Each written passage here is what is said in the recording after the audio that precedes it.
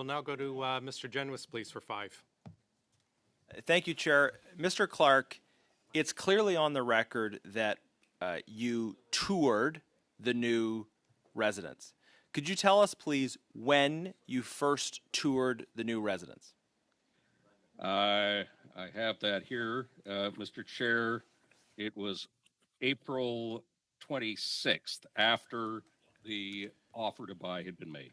April 26th of, okay. So Yeah.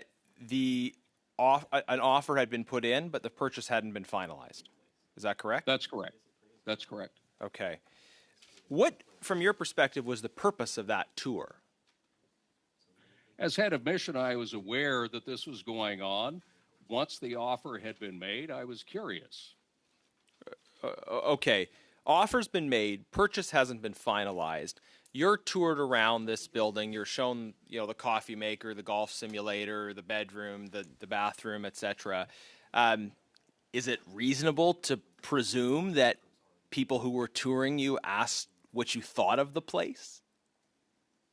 No, nobody, not even the people from the mission asked me what I thought of So the you place. were going on a tour with these folks, and at no point did they say, "Well, it looks pretty nice, eh?" Or what do you think of this feature, Mr. Clark? It was kind of a silent walkabout. Is that sort of how it unfolded, or? I was curious as to what it was that they had put an offer in, and I had a look. Right. So Nobody asked me you what had I thought. you had a look, but usually when someone has a look at something, there's a conversation that unfolds, right?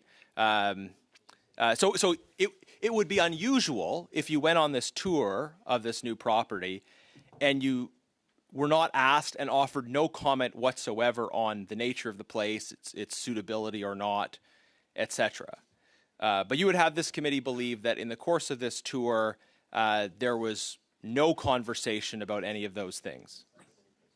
There was no conversation about whether I would approve or disapprove of what they were doing, because that wasn't in my realm of responsibility. I don't do. No, but you took time out of your day. You've talked about all the work you're doing there. Clearly, you're busy.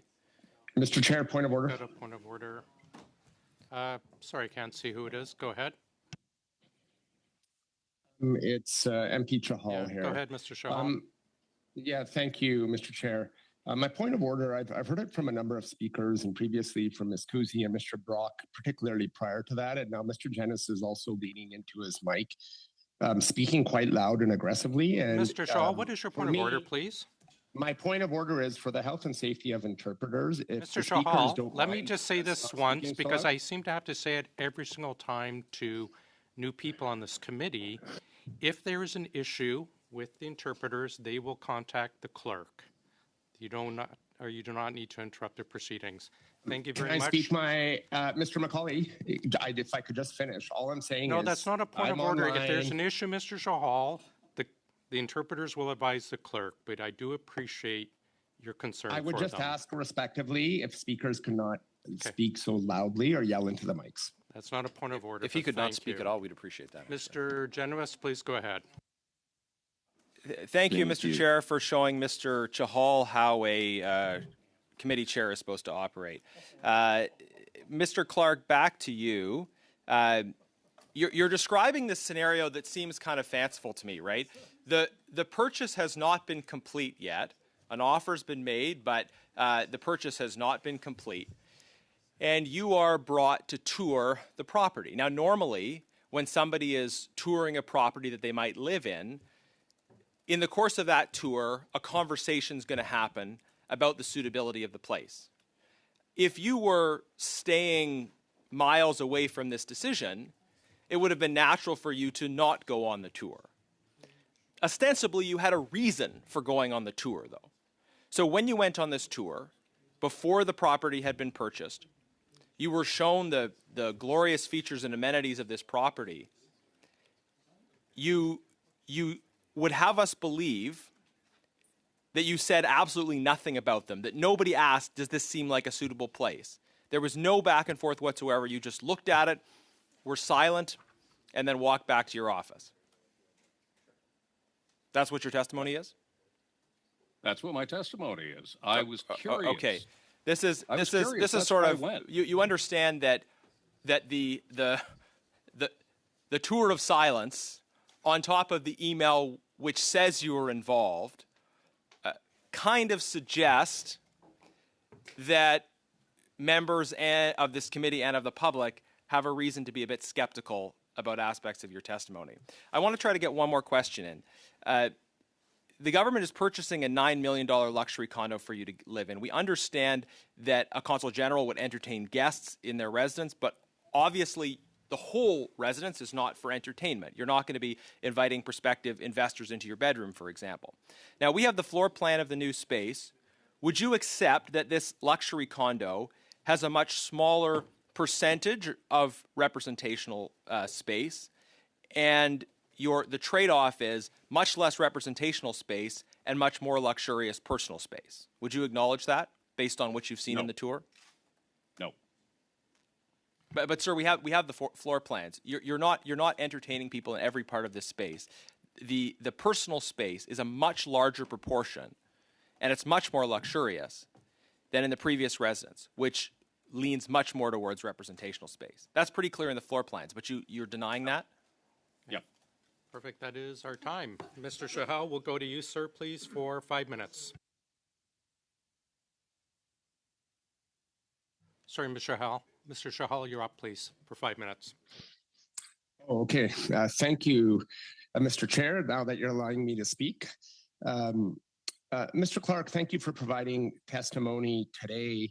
And then earlier on, Madame Vinolia just had mentioned or asked you a question regarding the usage of your space, and I think your time ran out. So I just wanted to provide you the opportunity as I begin my questioning, the role and the importance of your space, and if you wanted to add anything that you didn't get to add when you were asked that question earlier.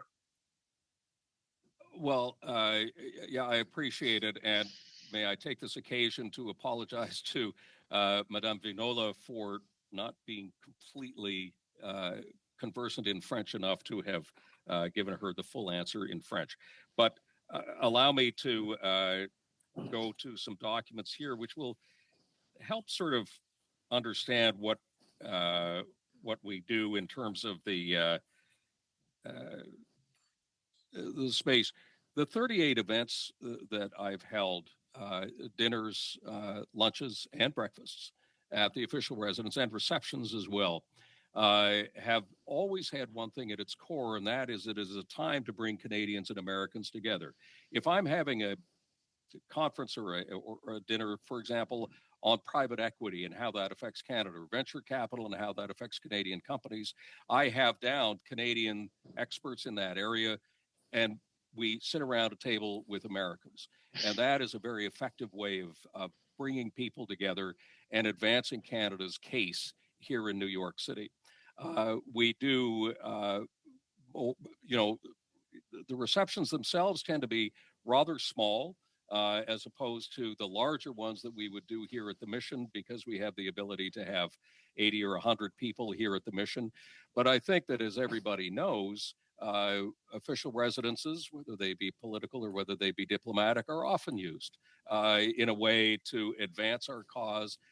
Advocacy is at the heart of everything that we do, and we use the tools that are available to us to do it, whether it be a residence or a mission. Thank you. Mr. Clark, you mentioned that Governor Murphy was at one of the events you hosted, and I recently noticed that Governor Murphy just signed with the state of New Jersey and the province of Ontario a memorandum of understanding. And I think Premier Ford, the Conservative Premier of Ontario, talked about the importance of this relationship of creating economic collaboration and jobs. And I believe it's about close to maybe $10 billion between New Jersey and Ontario. So this is some of the work you do to make sure that where we have strong trading states with Canadian provinces, that we create those linkages. Could you reflect a little bit more on that? Yeah, I mean, I think this is a good example. Governor Murphy, when I first met him, when I first arrived here, I met him within about a month of my arrival in post. And I went to New Jersey, had a conversation with him, And I started needling him at that point about why he hadn't done a trade and diplomatic mission to Canada. He had been to many other places.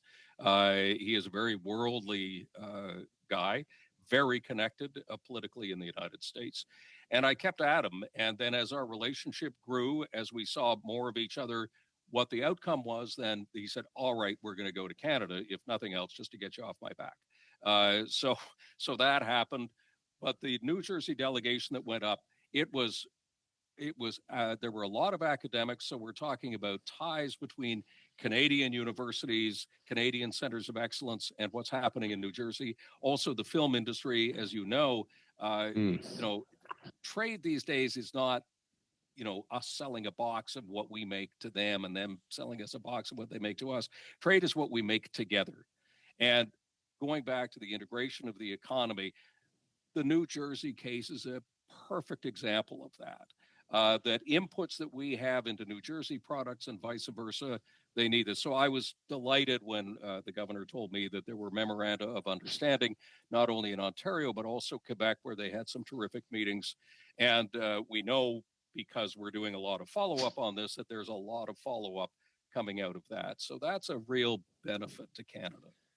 So a part of your role, as you've stated, in hosting governors like Governor Murphy and others, is to help build connections for trade relations so we can expand trade. And I find it odd today that Conservative MPs that are attacking your role and the Consul General of New York for the real good work that your Consul General, your team has done in advancing Canadian trade relationships, economic collaboration, and jobs. And I saw Premier Ford stand up and say how great this partnership is going to be for Canada and for Ontario moving forward. But I also saw on BNN Governor Murphy talk about the importance of Canada and the U.S. Do you have anything? I don't have a lot of time left, but is there anything else you want to add that we haven't had regarding not just New Jersey and that specific relationship, but on some of the other states that have integral roles with our Canadian economy? I would simply say that... I'm sorry, Mr. Clark, I have to interrupt. We've gone about a minute past our time, but perhaps in the next intervention you can respond.